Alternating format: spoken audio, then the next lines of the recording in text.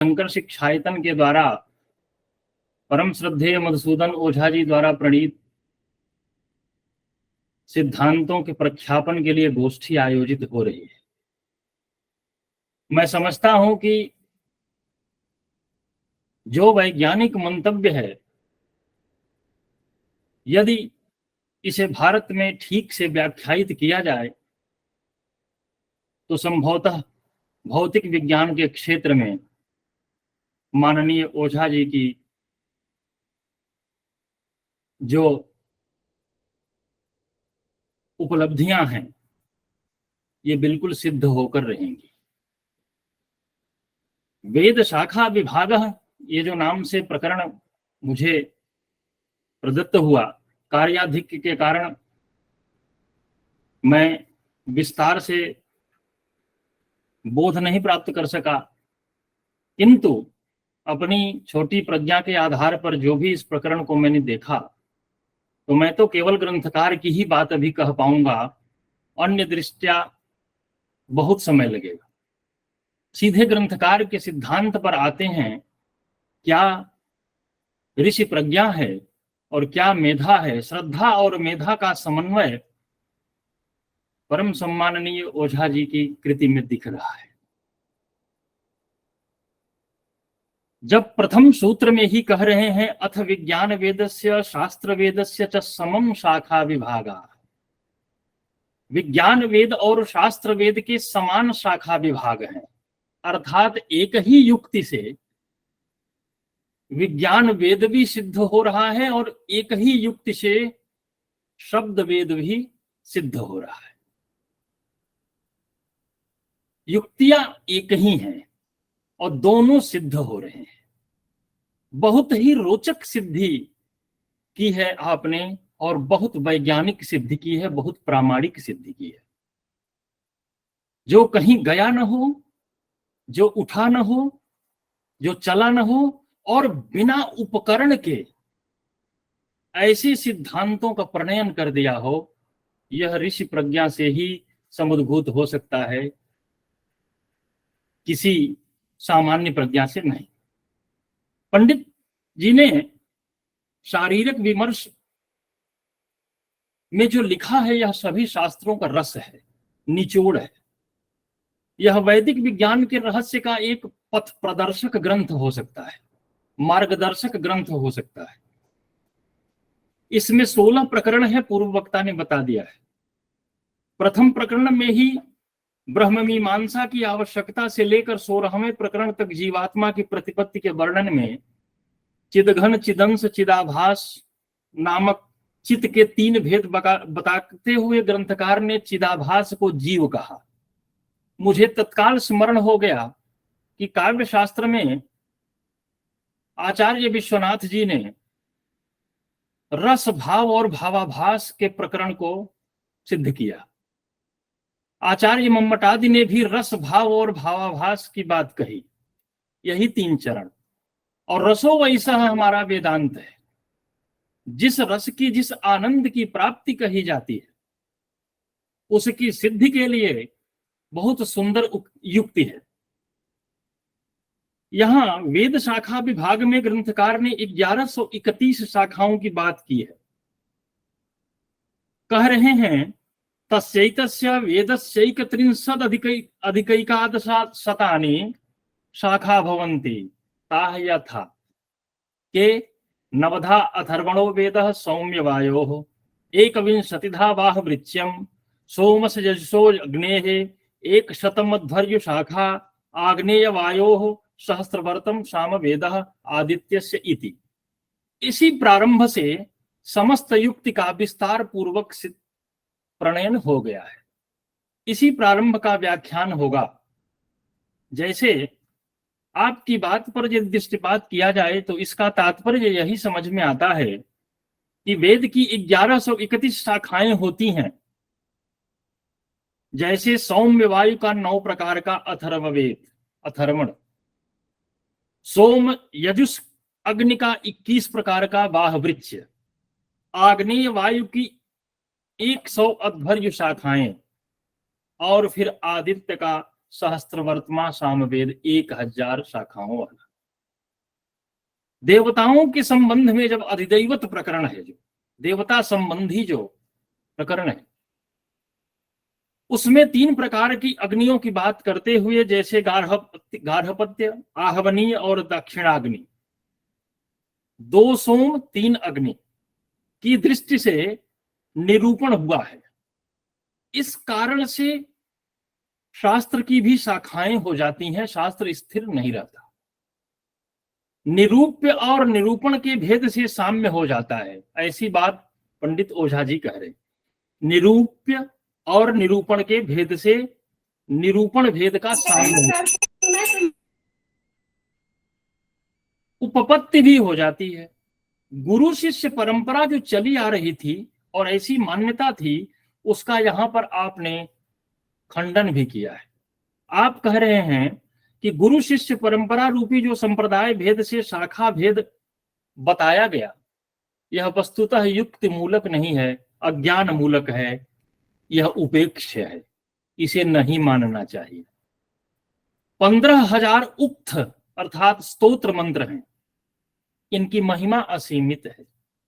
स्तोत्र भी असीम है, वाक्य भी असीम है। यहां पर आपने ऋग्वेद के 10वें मंडल के 10-10 115 का उद्धरण दिया है। इंद्रश्च विष्णु यदपस्पृथेधाम त्रेधा सहस्त्रम विदधैर्येथाम, इस मंत्र को उद्धृत किया है और उद्धृत करते हुए इंद्र और विष्णु कभी पराजित नहीं है, ऐसा कहा है कि ये शक्तियां अपराजेय हैं।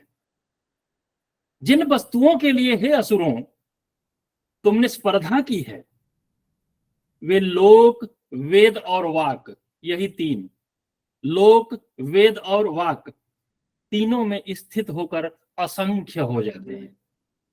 ये कैसे होते हैं? इसके लिए ऋग्वेद 6, 10, 8 के मंत्रों को उद्धृत करते हुए इनका विस्तृत व्याख्यान ग्रंथकार ने किया है। इनमें प्रयुक्त जो सहस्त्र शब्द है, इसी पर आकर के सारी युक्तियां रुकी हुई इस प्रकरण में। ये जो सहस्त्र शब्द है, यह पदार्थ स्वरूप के निरूपण में लोक, वेद और वाक्य तीनों में रहता है, ऐसा मानना चाहिए, कहना चाहिए, समझना चाहिए। ग्रंथकार ऐसा बता रहे हैं। अब वेद शाखा विज्ञान का जो संक्षेपीकरण है, जो वेद शाखा विज्ञान की जो सिद्धि है, उस पर ग्रंथकार ने अघमर्षण के मंत्र को उद्धृत करते हुए जो संध्या कार्य में सम्मिलित मंत्र है, ऋतं च सत्यं चाभिद्धा तपसोध्य जायत ततो रात्र जायत ततः समुद्रो अर्णवः समुद्रादर्णवादधि संवत्सरो अजायत अहोरात्राणि विदधत् विश्वस्य मिषतो वशी सूर्याचंद्रमस उधाता यथा पूर्वम अकल्पयत दिवं च पृथ्वी चांतरिक्षमथोस्वः। ऋग्वेद के इस मंत्र के आधार पर सृष्टि प्रक्रिया के व्याज से पंडित ओझा जी ने जो बात यहां कही है, वो उपस्थापित करते हुए मुझे बहुत ही सुखानुभूति हो रही है। आप कह रहे हैं कि प्रचंड रूपेण प्रदीप्त जो तप है, उसी से सबसे पहले ऋत और सत्य स्वरूप ब्रह्म तत्व ही उत्पन्न हुए। तब प्रश्न उठा कि ऋत क्या है, शून्य क्या है? तो आगे कह रहे हैं ऋतम शून्यम सत्यम पूर्णम, शून्यम स्थानम अन्यत पूर्णम स्थानम अन्यत आपः ऋतम अग्नि सत्यम आपः सत्यग्निम गर्भम अदधत्। अर्थात ऋत शून्य है, सत्य पूर्ण है, शून्य स्थान अन्य है, पूर्ण स्थान भी अन्य है। जल ऋत है, अग्नि सत्य है। जल ने सत्य को अर्थात अग्नि को गर्भ के रूप में धारण किया है। गर्भस्थाग्निवसाद पाम विकासो अजायता। अब ये कह रहे हैं कि जो विकास की मात्रा है वो गर्भस्थाग्निवसाद पाम विकासो अजायता, गर्भस्थ अग्नि के, जल के गर्भ में स्थित अग्नि के कारण जल का कई रूपों में विकास हो गया। इसी विकास मात्रा की सिद्धि आगे पूरे प्रकरण में बताई गई है। इस कारण जल 6 रूपों में विकसित हुआ। विकास से पहले उस जल की जो अवस्था है वह शून्य अवस्था थी, यानी ऋत। जलों के इसी विकास से सत्य यानी अग्नि के 5 रूप विकसित हो गए। तथा ही चतुर्दिक्षु 10 गभस्तया, गभस्तियां जो है वो प्रकाश किरणें हैं, सूर्य किरणें। प्रथमो विकास, 10 किरणों के रूप में, 10 गभस्तियों के रूप में प्रथम विकास मात्रा है। 4 दिशाओं में 10 गभस्तियां अर्थात प्रकाश किरणें प्रथम विकास के रूप में मानी गई हैं। प्रत्येक गभस्ति के 10-10 अर्थात 100 हो गए, 10 दहा के 100। फिर सहस्त्रैकस्मिन् गभस्तौ पुनर्दश गभस्तयोः द्वितीय विकासः तत्शतम्। तो फिर 10-10 होकर के दूसरे विकास के चरण में 100 हुए। तत्रापि कैकस्मिन् गभस्तौ पुनर्दश गभस्तस् तृतीयो विकासः तत्सहस्त्रम्। चौथे चरण में सहस्त्र आ जाता है।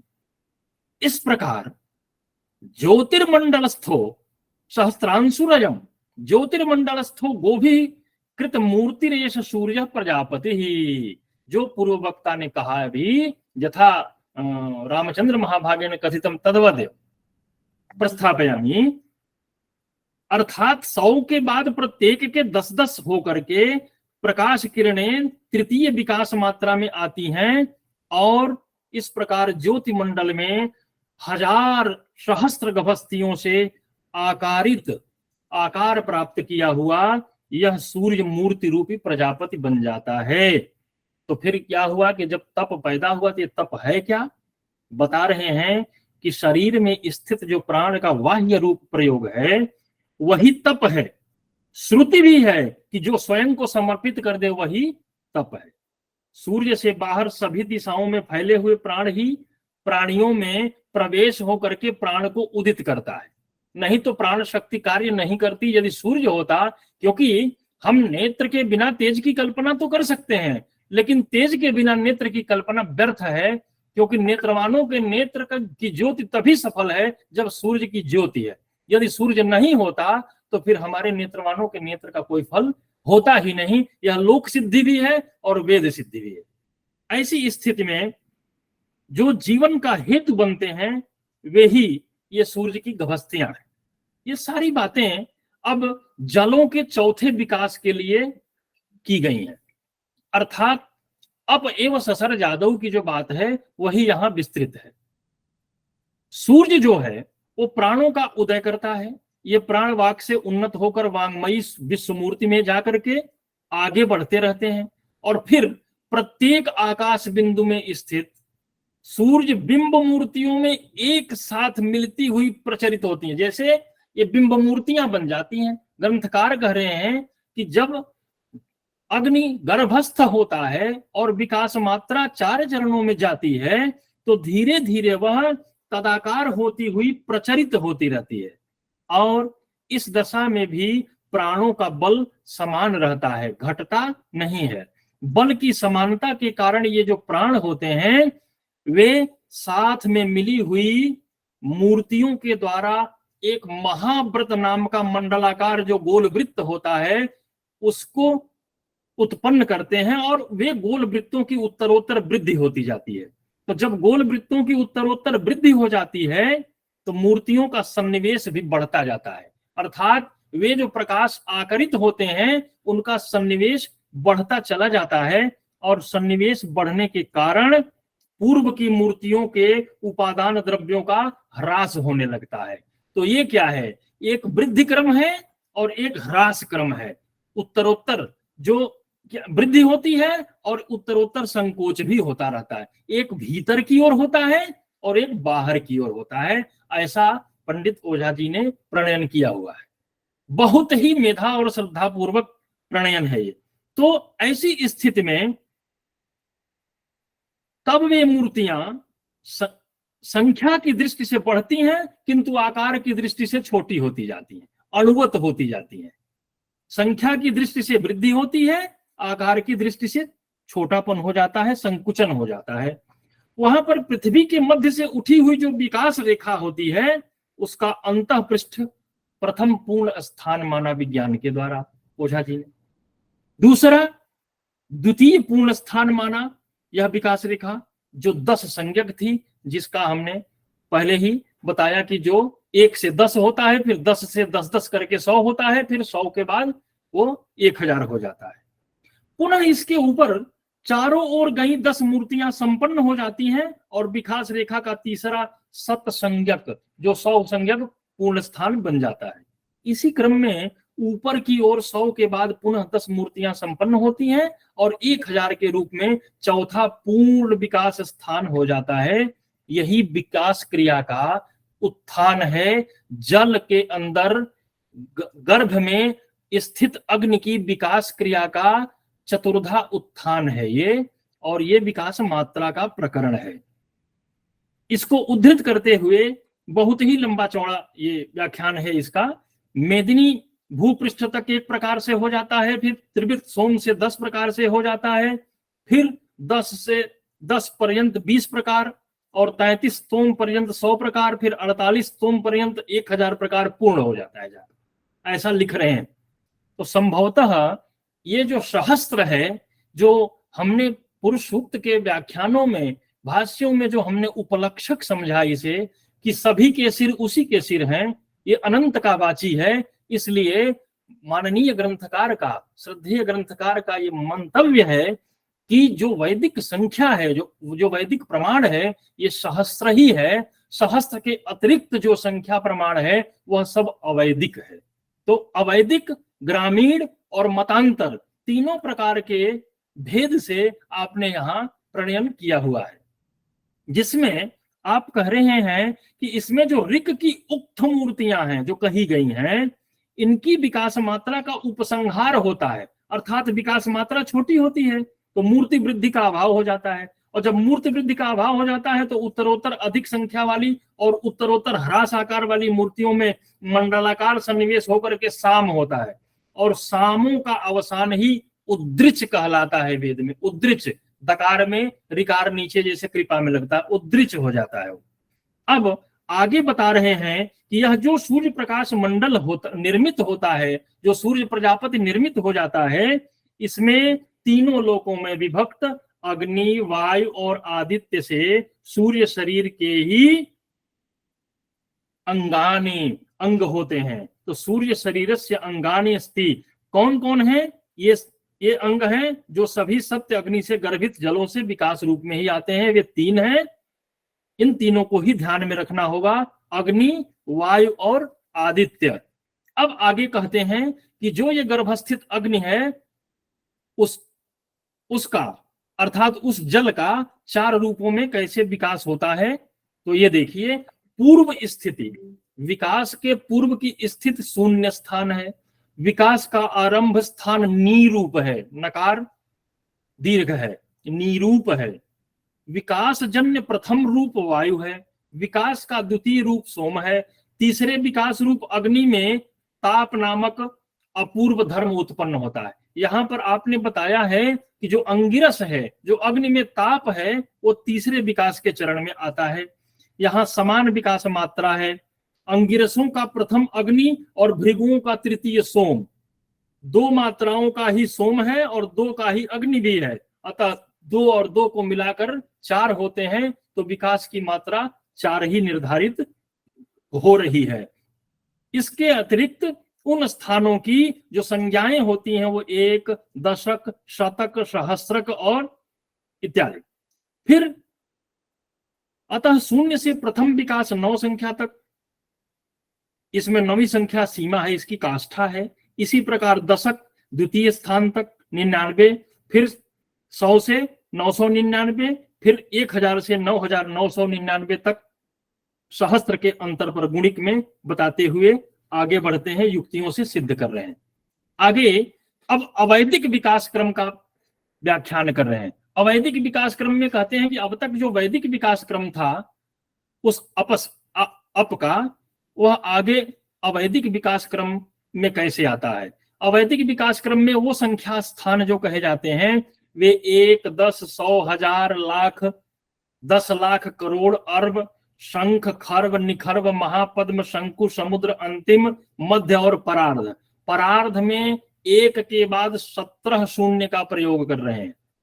यहाँ यही पुराविदों का मत है। मतांतर से फिर विकास क्रम की संख्या स्थान का वर्णन कर रहे हैं। वो क्या है? इसमें एक से प्रारंभ होकर परार्ध तक गए हुए जो विकास के मध्य के बाद अंत तक परार्ध है, वो उसमें 18 शून्य है।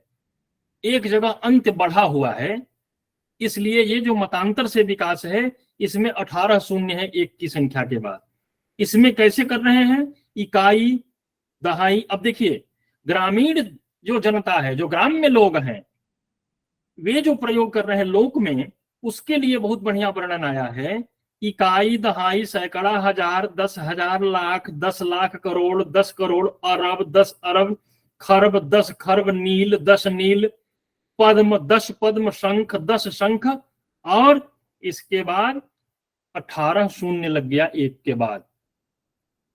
तब इसको ग्रामीण जनता के संख्या स्थान में सिद्धि प्राप्त कराई गई। अब यहां पर ग्रंथकार ने यह माना कि जो 18 अमृत ब्रह्मों के एकीभूत पिंड से सत्य ब्रह्म स्वरूप होने के कारण उतना ही अग्नि का विकास विज्ञान से सिद्ध हुआ, तो फिर भी सहस्त्र से ऊपर वाले अर्थ को हम चिंतन योग्य नहीं मानते। 1000 से ऊपर की संख्या का जो भी अर्थ प्रयुक्त होगा वह चिंतनीय नहीं है, विचारणीय नहीं है, ऐसा ग्रंथकार का मानना है। अतः वैदिक विज्ञान की परीक्षा से उन्हें बहिर्भूत हो जाना चाहिए, वे बाहर हैं, वैदिक विज्ञान में उनकी परीक्षा नहीं की जाएगी। इसीलिए वेदे विकास स्थानानि चत्वारि एव विवक्ष्यन्ते, वेद में 4 ही विकास स्थान बताए गए हैं, ऐसा ग्रंथकार का मत है।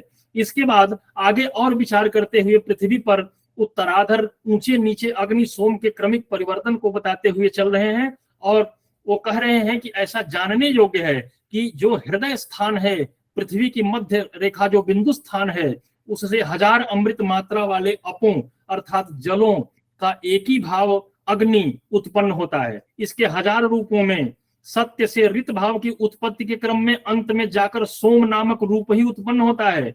यही सोम हृदय बिंदु में गया हुआ एकीभूत अग्नि होता है। अग्नि से पृष्ठ भाग में जाकर यह अप होता है और फिर सोम बन जाता है। तो हृदयस्थ या गर्भस्थ अग्नि विकासशील है, इसकी अवनति नहीं होती, यह उन्नत होता है। तो वृद्धि क्रम में यह बाहर की ओर चारों ओर ऊपर जाता है, लेकिन सोम तो भीतर की ओर संकुचित होकर अंदर जाता है, नीचे की ओर। तो अग्नि वृद्धि को प्राप्त होकर ऊपर की ओर जाता है और सोम संकुचन को प्राप्त करके नीचे की ओर जाता है। तब यहाँ फिर स्पष्ट कर रहे हैं कि इस क्रम में नीचे की स्थित अग्नि, नीचे का स्थित अग्नि जो है ऊपर स्थित सोम की ओर अभिगमन करता है, वही शिव है, और ऊपर स्थित सोम नीचे की ओर जाता हुआ शिव शक्ति भाव के रूप में विज्ञात है। इसीलिए आद्या शक्ति जो काली है वो महाकाल के वक्षस्थल पर उपास्य हो जाती हैं, पूज्या हो जाती हैं। तो दोनों के योग से अर्धनारीश्वर हो जाता है, किंतु सोम ही उसे कहा जाता है क्योंकि अग्नि नीरूप है। यहां कह रहे हैं इतना होने के बाद सोम ही कहा जाता है, किंतु अग्नि निरूप है, नीरूप है। तो सोम शब्द से शिव शक्ति उमा की कल्पना की गई है। यहाँ पर ऊ प्राण है और माँ अर्थात सौभाग्य लक्ष्मी है। तब अंत में कह रहे हैं कि उमया सहित चायम शिव सोमः, उमा के सहित यही शिव सोम है। तो बृहद जाबालोपनिषद के वर्णन के ब्याज से भी यहाँ एक समर्थन प्राप्त किया गया है, जो अग्नि सोमात्मकम विश्वमिति, अग्नि सोम शक्तिमय एवं अमृतमय है। जो अमृत है वही प्रतिष्ठा है, तेज स्वयं विद्या कला है, स्थूल एवं सूक्ष्म प्राणियों में वही रस है, वही तेज है। और अग्नि के कारण जलों के विकास रूप में अग्नि और सोम के स्वभाव से ऋण और धन का भी प्रयोग करते हैं। एक जगह ऋण का प्रयोग होता है, एक जगह धन का प्रयोग होता है। जैसे भृगु वायु प्रथम विकास स्थान, भृगु सोम अंगिरा अग्नि द्वितीय विकास स्थान 10, रुद्र वायु तृतीय विकास स्थान सैकड़ा 100, आदित्य चतुर्थ 1000। तो अग्नि वृद्धि के लिए उन्मुख है, अतः बाह्य विकास स्थानों में एक धन रखा जाता है। क्योंकि वृद्धि की ओर उन्मुख है इसलिए एक धन रखा जाता है, और सोम के संकोच स्वभाव के कारण आंतरिक विकास में एक ऋण रखा जाता है, क्योंकि वो संकुचित होकर भीतर की ओर जाता है। तो ऋण और धन के साथ मिलाकर अग्नि बलवान होता है और इसीलिए धन बलवान है। इस प्रकार दोनों के दहाई स्थान संयुक्त होकर 20 संस्थान रूपी विकास क्रम में एक धनात्मक निधान होकर 21 प्रकार का वाह वृक्ष होता है। इसके बाद अग्नि का पूर्ण विकास होने पर सहस्त्र के बाद ही विकास क्रिया नहीं होती। इसकी सिद्धि के लिए परिलेख भी दिए हैं और बहुत सारी बातें भी कहे हैं। अब पुनः बताए हैं कि अप जो है वो उद्गीत है, उद्गीत का अधश्चर निम्नगामी भृगु है, अंगिरस आपस वायु और सोम ये भृगु के रूप हैं, वायु हंस है, अग्नि वायु आदित्य अंगिरा के रूप हैं। यहाँ पर वायु ध्यान देना होगा कि यम है। इन्हीं 6 की विकास मात्रा में 0, 1, 10, 20 हजार होते हैं। इनमें भृगु में 1 ऋण होता है, अतः पुनः 0 हुआ। 10 में 1 ऋण होता है, अतः अथर्वण का वेद नवधा होगा। अंगिरा में सोम धन अग्नि दोनों को मिलाकर के सिद्ध ऋचा में द्वितीय विकास मात्रा में सिद्ध 10 संख्या आती है, अग्नि की भी ऐसे ही होती है। अर्थात कहने का तात्पर्य है कि जो ग्रंथकार ने प्रारंभ में संकल्पना की है ऋतंच सप्तंच चाभिधात कि 1 से 9 के बीच में 10, फिर 10 से 10 करके 100 और फिर 100 के बाद 10 होकर के 1000, यही इसी बात का विस्तार प्रत्येक युक्ति में करते हुए जाते हैं। अब कह रहे हैं निष्कर्ष के रूप में कि दोनों का योग 20 होता है। अग्नि में 1 धन होने के वाहवृक्ष 21 प्रकार का होता है और वायु तीसरा विकास है, इसमें 100 की संख्या होती है। तो 100 में अग्नि के कारण 1 धन होने से 101 अध्वर्यु शाखा हो जाती है और अंत में विकास मात्रा में ऋण और धन दोनों का अभाव होने लगता है, क्योंकि दोनों 1000 से आगे बढ़ ही नहीं पाते। आपकी जो मान्यता है वो सहस्त्र की मान्यता है, बाकी अवैदिक है। तो सहस्त्र पर सिद्ध होता है, अतः सहस्त्र वर्तमान साम वेदः इत्येवं विज्ञानम विज्ञान वेद वेदवदेव शब्द वेदे भी तुल्यम विजानीयात्।